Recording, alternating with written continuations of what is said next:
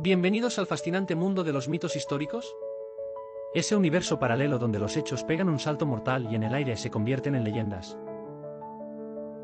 A continuación, te contaré algunas de estas historias que, aunque encantadoras y emocionantes, son más impostoras que billetera llena en película de ladrones. Prepárate para sorprenderte y tal vez, reírte un poco de nuestro paso por la escuela. Empecemos con una de las más famosas. Napoleón Bonaparte era un tapón de alberca, un enanito que incluso saludaba a 5 metros de distancia a su propio ombligo. Falso. Napoleón medía cerca de 1,69 metros, bastante promedio para su época, pero claro, comparado con su ego sí que parecía un pigmeo. Luego tenemos a María Antonieta, quien jamás dijo que coman pasteles.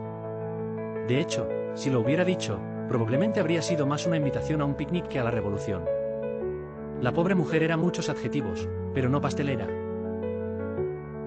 El descubrimiento de América por parte de Cristóbal Colón, que llegó saludando a las Américas como si éstas no tuvieran inquilinos. Falso también. América ya estaba habitada por diversas culturas mucho antes de que él decidiera cogerse unos vientos favorables. Además, pensé que el nombre lo debía todo a Américo Vespucio, cuando en realidad los continentes se nombraron mucho después, haciendo que todo este cuento se sienta como una fiesta a la que no te invitaron. Luego está la fidelidad legendaria y la caída de Troya por el caballo de madera y los músculos de Brad Pitt. Quiso decir muros. La realidad es que el asedio duró según algunas fuentes históricas más de 10 años, lo que de mágico sobre Zeus, poco, pero de resistencia de los muros de Troya, mucho. Siempre recuerdan al Titanic como el barco gigante que desafió al destino y se hundió por un iceberg, pero resulta que en realidad fue una serie de desafortunados eventos, errores humanos y materiales del barco lo que selló su destino. Y no, Jack no cabía en la tabla, ya hicimos la prueba. Los vikingos eran unos salvajes que solo andaban saqueando pueblos, lo que no nos cuentan es que también eran comerciantes y una de las primeras democracias de Europa.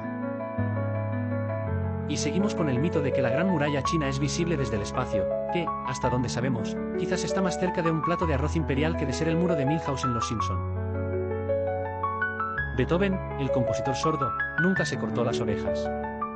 El lujo de terapia auditiva automutilada fue otro genio, Van Gogh. Beethoven solo siguió dándonos música mientras perdía audición. Cleopatra no se bañaba en leche de burra, en todo caso, se duchaba con su poderío y talentos políticos para seguir siendo la mujer más influyente de Egipto. Alimentó su historia tanto como alimentaba su esmalte de ricos perfumes. Y eso de que Einstein era un pésimo estudiante, sorprendentemente no es verdad, más bien, le iba genial en las materias científicas pero era la lengua lo que a él le olía a chino. No puedes creer todo lo que una película dice, igual que no puedes cocinar solo viendo una receta de Instagram. Ahora sabes algunos de los grandes mitos históricos que, aunque parezcan más reales que un selfie bien editado, nunca llegaron a ser más que un cuento bien adornado.